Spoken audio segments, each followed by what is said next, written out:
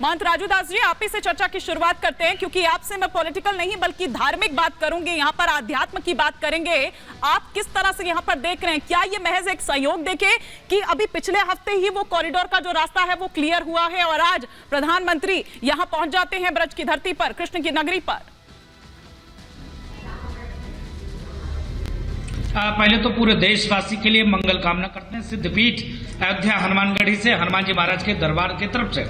और आज बड़े सौभाग्य की बात है, देश में तमाम प्रधानमंत्री हुए, लेकिन भगवान कृष्ण की जन्मभूमि की चिंता और चिंतन, मथुरा की विकास डेवलपमेंट हर सरकार में होती रहती है वस्तुतः। लेकिन जो विषय है कि जन्मभूमि के नाम पर हर व्यक्ति कतराता था, घबराता था, भागता था। अयोध्या में देख लीजिए किस प्रकार से डेवलपमेंट कार्य, लोग कहते हैं मंदिर क्या खाने देगा, मंदिर से क्या फायदा।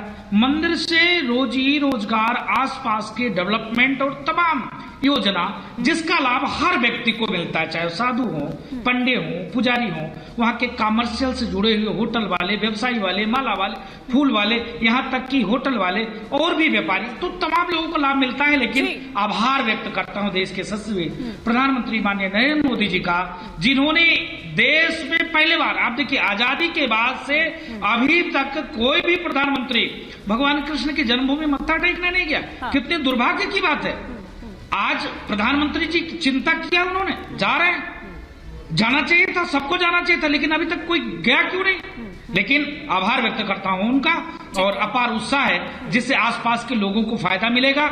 मंदिर का भी आने वाले दिनों में अयोध्या निर्माण कंप्लीट हो चुका है और अब भगवान कृष्ण की जन्मभूमि की बारी है। मैं अपेक्षा करता हूं देश के यशस्वी प्रधानमंत्री जी से कि वहां पर भी भव्य दिव्य मंदिर का निर्माण हो, यह अपेक्षा माननीय प्रधानमंत्री जी से।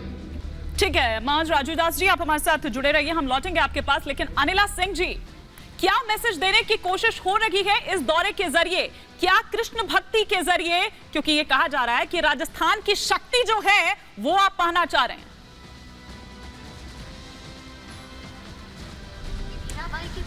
मेरी सबको राम राम। और देखिए, जब से डबल इंजन की सरकार उत्तर प्रदेश में आई है, आपने देखा होगा कि एक परफेक्ट बैलेंस जो होता है आस्था का सम्मान और विकास का काम, वो हो रहा है।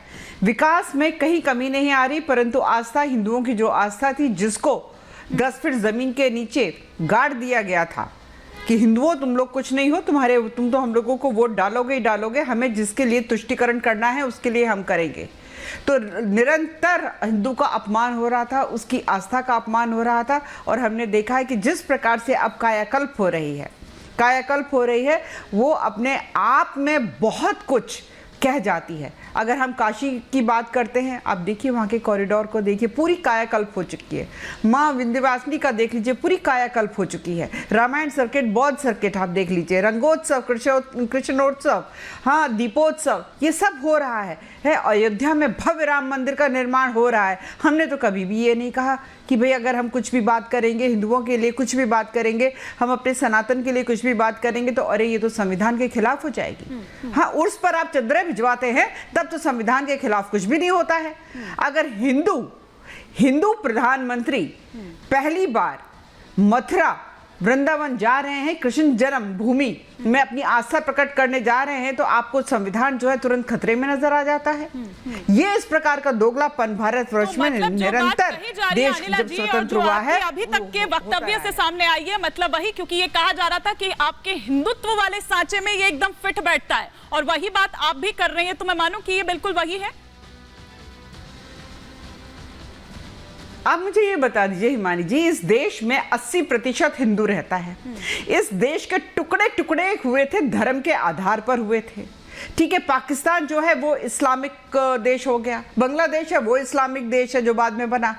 भारतवर्ष में यही कहा गया था ना कि यहाँ हिंदू रहते हैं तो यहाँ पे मुसलमान नहीं रह सकते हैं। फिर एक साजिश के तहत जो है संविधान में धर्मनिरपेक्ष शब्द जो है वो डाल दिया गया, जबकि अगर हम अपनी बात करते हैं तो धर्म का अर्थ हमारे यहाँ होता है कर्तव्य।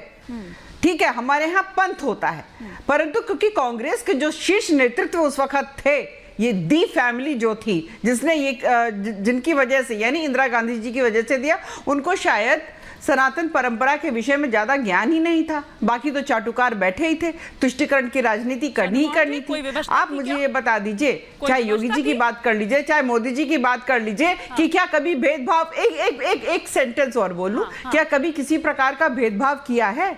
और जैसे मैंने शुरुआत में कहा कि उर्स पर जब चदरें भिजवाई जाती हैं तो कभी किसी हिंदू ने, कभी भारतीय जनता पार्टी ने, कभी संघ ने कभी भी कोई प्रश्न उठाया है? परंतु आज राष्ट्र के प्रधानमंत्री कोई पहली बार ऐसा हो रहा है कि कृष्ण जन्मभूमि पर अपनी आस्था प्रकट कर रहे हैं, तो बहुत परेशानी हो जा रही है लोगों के लिए। और